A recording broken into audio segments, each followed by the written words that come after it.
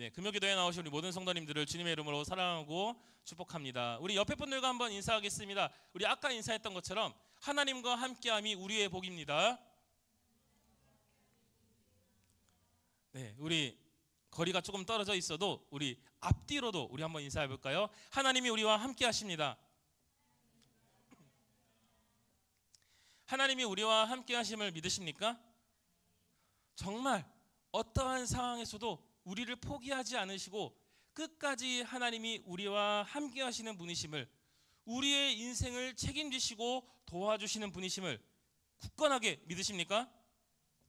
우리가 오늘 말씀을 나눌 때 우리가 말씀을 나누기 이전에 먼저 실제로 있었던 이야기 한 가지를 여러분께 들려드리고 말씀을 나누고자 합니다. 우리가 나중에 기도의 시간 때 우리 함께 부를 찬송가이기도 한데요, 찬송가 413장 내 평생에 가는 길에 작사가였던 호레이쇼 스패포드라는 사람의 이야기입니다. 읽어드리겠습니다. 스패포드는 1860년대에 시카고의 유명한 변호사이자 대학 교수였으며 세계적인 부흥사인 무디 목사의 절친한 친구로서 무디 목사가 심무하고 있는 교회의 재정을 맡고 있던 회계 집사였습니다. 그리고 그는 주일학교 교사로도 봉사했던 독실한 크리스천이었습니다. 그런데 스패포드가 43세가 되던 1871년에 시카고에 있는 부동산에 자신의 전 재산을 투자했다가 그 해에 일어난 시카고 대화재 사건으로 인해서 온 도시가 불에 타고 교회와 그의 저택도 다 전소되어서 자신의 전 재산을 모조리 잃게 되었습니다. 이 화재 사건이 일어나기 전에는 바로 직전에 첫째 아들이 급성 전염성 피부 질환으로 세상을 떠나기도 하였습니다. 그에게는 불행의 연속이었습니다. 그럼에도 불구하고 스패포드는 낙심하지 않고 교회의 재건을 위해서 불철주야 온 힘을 다 쏟아부었고, 이 와중에 그의 부인 안나 스패포드는 몸이 약해져서 휴직을 해야만 했습니다. 계속되는 고난으로 인해서 그와 가족들에게는 절대적인 휴식이 필요했던 것이죠. 그래서 1873년 스패포드는 아내와 4명의 딸들과 함께 유럽 여행을 떠나기로 계획합니다. 그렇게 1873년 11월 15일 스패포드 가족을 태운 여객선은 출항을 합니다. 그러나 출항 몇 분 전에 스패포드는 갑자기 사업에 문제가 생겨서 나중에 가족들과 합류하게 될 것을 약속하고, 이제 가족들은 아내와 4명의 딸은 먼저 그 배에 보내고 자신은 배에서 내리게 됩니다. 그런데 순항을 하던 그 여객선은 일주일이 지난 11월 22일 새벽 2시경에 대서양 한가운데에서 영국 철갑선 라키언호와 정면으로 충돌하는 사건이 일어나게 됩니다. 그로 인해서 그 배는 바닷속으로 가라앉게 되었고 226명의 승객들이 목숨을 잃게 되었습니다. 그런데 그 중에 스패포드의 아내는 다행히도 물 위로 떠올라서 구명정에 의해 구조될 수 있었습니다. 그로부터 9일 후에 다른 생존자들과 함께 웨일즈 카디프라는 곳에 도착하게 됩니다. 그리고 아내는 남편에게 짤막한 전보를 보냅니다. 어떠한 전보일까요? 바로 혼자만 살아남았음이라는 전보를 보냅니다. 그 전보를 받은 스패포드는 앞이 캄캄했습니다. 그럼에도 스패포드를 위로하기 위해 찾아온 친구들에게 스패포드는 알 수 없는 말을 하죠. 보통 같으면 하나님을 원망하고 또 그리고 자신의 그 신세를 한탄하기에 바쁘겠지만 이런 얘기를 합니다. 내게 어떤 희생이 닥쳐와도 주님을 의지하게 되어 나는 매우 기쁘다. 이어 스패포드는 아내를 데려오기 위해서 급하게 배편을 구하고 영국으로 가게 됩니다. 그리고 배에 탄 후에 그 배의 선장과 대화를 나누던 중에 선장은 스패포드에게 이렇게 말합니다. 지금 이 배는 당신의 딸들이 잠긴 물 위를 지나가고 있습니다. 이 얘기를 들은 스패포드는 선실에 들어와 밤새 통곡하며 울기 시작합니다. 그리고 하나님께 이렇게 말합니다. 주님, 그 누구보다 주님을 사랑했던 저에게 왜 이런 가혹한 시련을 주십니까? 그는 선실에 들어가서 계속해서 나오지 않고 있었고 주위의 사람들은 그를 걱정하기 시작했습니다. 그런데 어찌된 일인지 절망하고 낙심했던 그에게 갑자기 마음 깊은 곳에서부터 형언할 수 없는 하나님에 대한 평안과 신뢰가 그리고 감사가 솟구쳐 나오는 것입니다. 그리고 그의 입술에서는 평생토록 경험해 보지 못한 평안을 고백하고 있었습니다. 뭐라고 얘기했을까요? 평안해, 평안해, 내 영혼 평안해, 하나님의 뜻이 이루어지이다. 그러고는 아침이 되자 스패포드는 주님이 주신 영감으로 찬송시를 써내려가기 시작했는데 바로 그 찬송시가 찬송가 413장 내 평생에 가는 길입니다. 사랑하는 성도 여러분, 우리는 형통이라는 말이 하는 일마다 다 잘 되는 것이라고 생각하는 경우가 많죠. 하지만 성경에서 말씀하고 있는 분명한 형통의 정답은 그러한 것이 아닙니다. 성경에서 말하는 형통함이란, 행복이란 모든 일이 잘 되는 것이 아니라 바로 하나님이 나와 함께 하시는 그것, 그 자체가 형통이고 행복인 것입니다. 비록 우리가 고난 가운데 있을지라도 하나님은 우리를 홀로 내버려 두지 않으십니다. 끝까지 우리와 함께 하시면서 우리의 앞길을 인도하시고 모든 것을 합력하여 선을 이루시는 줄 믿습니다. 우리가 그 하나님을 믿고 의지하는 것입니다. 그래서 성경은 말씀하고 있습니다. 로마서 8장 28절에서는 이렇게 얘기합니다. 우리가 알거니와 하나님을 사랑하는 자 곧 그의 뜻대로 부르심을 입은 자들에게는 모든 것이 합력하여 선을 이루느니라. 그리고 우리가 너무나도 잘 알고 있는 말씀 시편 1편 1절에서 3절에서 어떻게 말씀하고 있을까요? 복 있는 사람은 악인들의 꾀를 따르지 아니하며 죄인들의 길에 서지 아니하며 오만한 자들의 자리에 앉지 아니하고 오직 여호와의 율법을 즐거워하여 그의 율법을 주야로 묵상하는도다. 그는 시냇가에 심은 나무가 철을 따라 열매를 맺으며 그 잎사귀가 마르지 아니함 같으니 그가 하는 모든 일이 형통하리로다. 이렇게 얘기하고 있습니다. 그리고 한 구절만 더 보면 욥기 23장 10절에서는 이렇게 고백합니다.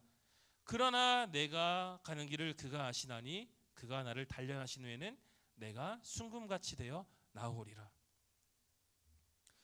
사랑하는 성도 여러분, 저와 여러분의 삶이 이러한 고백들처럼 세상의 기준이 말하는 형통함이 아니라 하나님의 기준의 형통함으로 가득 찬 삶을 살아가는 저와 여러분 될 수 있기를 주님의 이름으로 소망합니다. 오늘 말씀의 제목이 무엇입니까? 오늘 말씀의 제목은 형통케 되는 역사입니다. 우리의 삶이 형통케 되기 위해선 우리가 오늘 말씀에 나오는 요셉이라는 사람의 삶을 우리가 보면 좀 더 잘 알 수가 있습니다. 오늘 우리가 읽은 내용은 요셉의 삶의 일부분에 해당하지만 그의 삶을 전체적으로 돌아보면 요셉은 억울해도 너무나도 억울한 정말 고난의 대명사라 할 수 있는 그러한 삶을, 비참한 삶을 살았습니다. 그의 삶은 어떠했습니까? 요셉은 형들에게 미움받고 형들에 의해 죽을 뻔했으며 형들에 의해서 애굽의 노예로 팔리게 되었습니다. 그렇게 사랑하는 아버지와 동생과 생이별을 하게 되었고 어린 나이에 타지에 가서 정말 힘들게 고생이란 고생은 다 하게 됩니다. 그런데 그런 상황 속에서도 오늘 본문에서 하나님이 요셉의 삶을 어떻게 하셨다고 말씀하고 있습니까? 바로 형통케 하셨다라고 말씀합니다. 사랑하는 여러분, 이상하지 않나요? 죽을 뻔하고 노예로 팔려가고 고생이란 고생은 다 하게 되었는데 정말 내가 믿고 사랑했던 사람에게 끔찍한 배신까지 당했는데 그것을 어떻게 형통이라 말할 수 있습니까? 그리고 그의 인생은 그뿐만이 아닙니다. 오늘 말씀 뒤에 나오는 사건들도 마찬가지입니다. 억울하게 누명서서 감옥에 가고 믿었던 바로왕의 술 맡은 관원 그 사람이 정말 자기를 구해주겠다라고 약속까지 했는데 그 약속을 까맣게 잊어버리는 바람에 2년이라는 시간 동안 더 감옥에서 그는 고생하게 됩니다. 그럼에도 하나님은 요셉을 형통하게 하셨다라고 말씀합니다. 누가 봐도 요셉의 삶은 비참했습니다. 고난의 연속이었습니다. 인간의 관점에서 보면 실패의 연속이었습니다. 어디를 봐서 요셉이 형통과 가깝다고 할 수 있을까요? 하지만 하나님은 어떻게 말씀하고 있습니까? 잘되고 성공하는 것이 형통함이 아니라 우리가 아까 고백했던 것처럼 하나님과 함께하는 것, 그것이 우리의 삶의 형통의 이유라고 말씀하고 있는 것입니다. 고난 가운데 있어도 하나님이 나와 함께 하신다면 그 고난도 기쁨으로 받아들일 수 있는 것입니다. 고난이 어디까지나 고난이 아닌 것이죠. 고난 뒤에는 무엇이 있음을 우리가 믿어야 될까요? 축복과 하나님의 영광이 따름을 우리가 믿는 것이죠.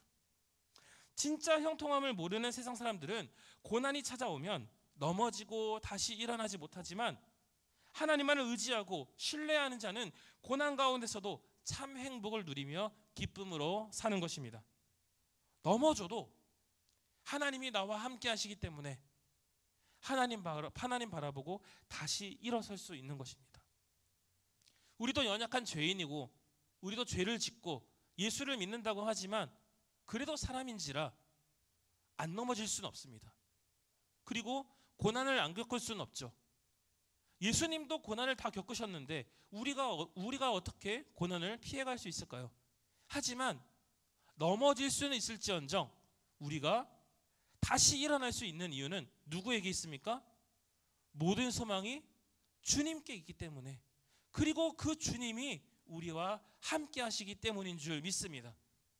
그래서 우리가 아까 찬양을 부르면서 고백했던 것처럼 우리가 주 안에 있다라고, 정말 주님으로 인하여서 기뻐하며 할렐루야 찬양 부를 수 있다, 우리가 그렇게 고백할 수 있었던 것입니다.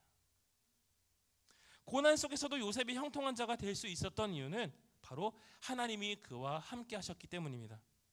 그리고 그 또한 하나님과 함께 하려고 했다라는 것입니다.